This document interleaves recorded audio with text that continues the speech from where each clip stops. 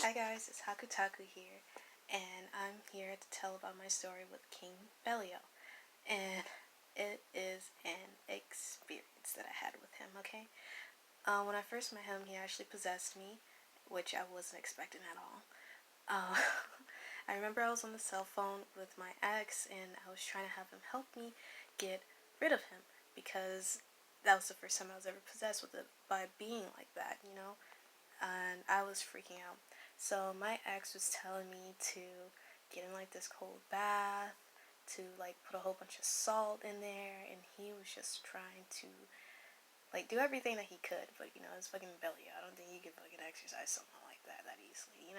And it was a very like terrifying moment for me. After that, I started to get visions of him during the possession. While I was in it, he actually read an entire expletive of, I believe, from what the Bible is or something like that regarding him. I can't remember, but I knew that it was like word from word about him being like the two-headed or the two-bodied angel, and him riding across the sky on a fire chariot. And I was just like, Jesus fucking Christ, it's real. So I was like, oh God, he's really fucking here. I was like, oh shit. I was like, oh God. And I was like, oh shit. Anyways, throughout all of that, when the possession finally died down, and it was like I went into like the sunken place. It's like I just went, I fell down into like this darkness. And when I fell into the darkness, I saw him on his throne, and he didn't take the form that I see him now. He took on the form as the two-headed angel, and he wasn't really on the throne. He was just kind of like standing there, and he was talking like this like echoey voice towards me. Not the voice that he has towards me at all now. What a big 360 shift, am I right? But what he said was, what is it that you desire? I said, oh God, now when I think back to it, I was just like, Jesus Christ, he was asking me what it was that I wanted from him. And I was thinking like, oh God, I'm gonna get fucking fucked by this guy. But now that when I think back to it, it's just like, wow, that was stupid. Anyways, he asked, what is it that you desire? I said, nothing. I don't desire anything. So he showed me a whole bunch of money. I said, you know what? I said, I don't want that. I don't want that. And so he went, okay. He took it all away. He said, what is it that you desire?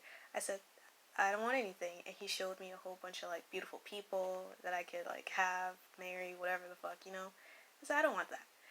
And he's like, okay, what is it that you desire? I said, I don't want anything. And he's like, okay. And then he showed me a buffet. And on that buffet, it was all types of food. And I'm a foodie, okay? I love food. I had like this animalistic urge, and I just like went crazy on the table. Now, mind you, this was like astral, like spiritual wise. Like this was like his plane, and I went nuts on the table. I was just eating all of that shit. I was like, gobbling it, dude. And he chuckled. He was like, and I was like, fuck. I was like, fuck. Because I'm a stubborn bitch, okay? I will not budge. Like, I will not budge, like, for shit, if I could. And that's how he got me. And then it was just, like, a really weird moment where we had, like, a mutual respect or something like that. Where we just kind of, like, I was just like, okay, I might as well just accept it. And then, like, I think I had a moment where I spoke to him and I realized, huh. And then, that wasn't so bad. He didn't hurt me. And my ex was freaking out. He's like, are you okay? I was like, hey, he actually didn't hurt me. Everything's cool. Thumbs up, buddy. First actual possession. Went alright. And after that, my second experience with him was when he possessed me once more, but it was more like a really slow, warm type of possession. Like when you enter the warm bath type of thing, and you soak in. That's what it felt like. I felt like I was just soaking in him. And he slowly possessed my left arm, and he started to come over, and he's just like, I'm now part of you. I was just like, that's alright.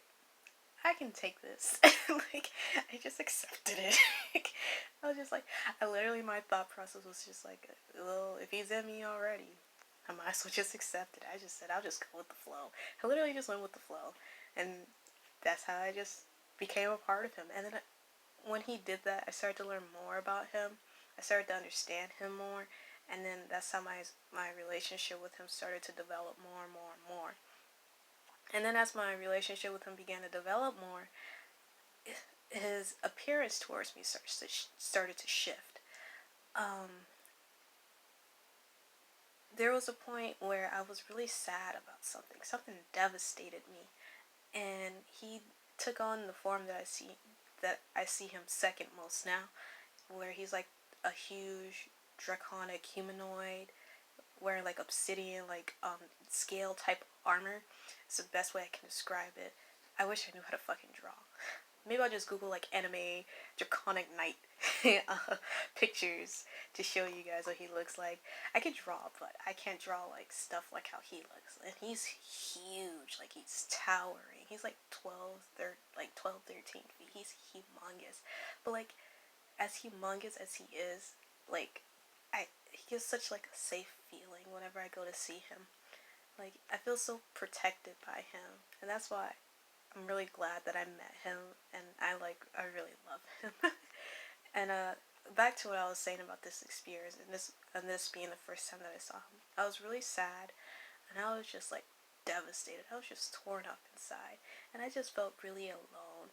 And he just he pulled me in, and then he pulled me towards him. And he's just like, "You're my daughter. You're my child." And I was like, "Daddy." And at that point, I got like a paternal type of feeling towards him, and I was like, "Dad." He's like, "I ain't your fucking dad."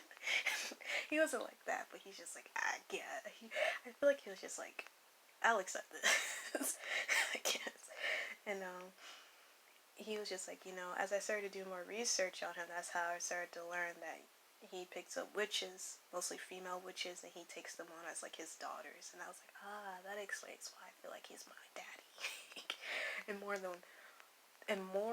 the nasty way, okay?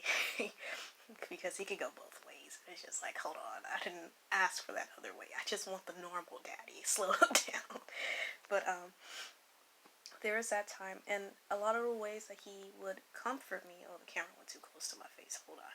A lot of the ways that he would comfort me, and that is that he would make me feel like a cat. I would feel so small. And I found out also that black cats in particular are symbolic, like sacred animals towards him. They're symbolic animals of his. And so if you ever want to, do some devotional acts, you could go to like the animal shelter and play with the cats, specifically black cats, for him. Anyways, continuing on. Gotta catch my breath. He will always make me feel that way, and it was just like the whole world will like melt away, and I would just feel so good. I would feel so safe. Yeah, that's how I feel right now talking about him. After that, later on down the line, I started to see him. There was a point where I wanted to get a job, and Lucifer was just like, "Oh, worm." I was just like, "Yeah, worm." And he's like, "Say no more." And Belial popped up, and I saw him as like this businessman. He was like in a white collar t-shirt, black suspenders. He was this big, cocky, like buff dude. I was like, "Oh shit!" I was like, "Oh no, what did I do?" And he was sitting in like a leather chair. I was in his fucking office, dude. I was like, "Oh fuck, oh no." I always feel like I'm in trouble whenever I see him. and when I saw him in the leather chair, and he had a glass of whiskey next to him, he had a cigar in his mouth, and he's just like, "What is it that you want?" I was like, "I want a job." He's just like, "You want a job?" "Yeah." I was like, and then he like fucking vanished. I was like, "Fuck, what the fuck is going on?" I'll have you all know, this is my experience. This is my reaction 99.9% of the time whenever I'm interacting with these guys, especially Belial. And I'm just like, "Oh shit." He's just like, "I got you." I'm like, "Okay, I guess I could take this." And he like, okay, on my phone saying something about my charging. Anyways, and he always like debunk shit towards me. Like, I remember this is something that's also good information. Apparently, Belial is over that whole BTS, not BTS, like BSDM, BDSM. There we go. Fucking K-pop group popped up in my goddamn head. BDSM. And when I read that, I was just like, nah, there's no fucking way, dude. No way. No way. I'm not gonna listen to this. Because I'm very skeptical, okay? I'm the person that's just like, until I see it, I don't believe it. You can say all the shit you want to me. I won't listen. And then guess what? Later on that night, guess who the fuck pops up? Fucking Belial. He's just like, we gonna get kinky. And I'm like, hold on. Hold on. And he's just like, you're gonna call me daddy tonight. And I'm like, I'm gonna call you daddy. I know I'm laughing, but this shit was really happening. And I'm laughing at it now, but then I was just like, oh shit. And I'm like, this is experience, dude. I was like, this is a fucking experience. And I love it. It was so intense, dude. Like, it was so intense. I never had that type of feelings, that type of energy for any type of being until I did BDSM with Belial. It was so good. And I'm not ashamed. I'm saying it and I'm saying it proud. I'm not ashamed. It was amazing. Continue on. I think that was like, I had another experience after that, but it was like my casual experiences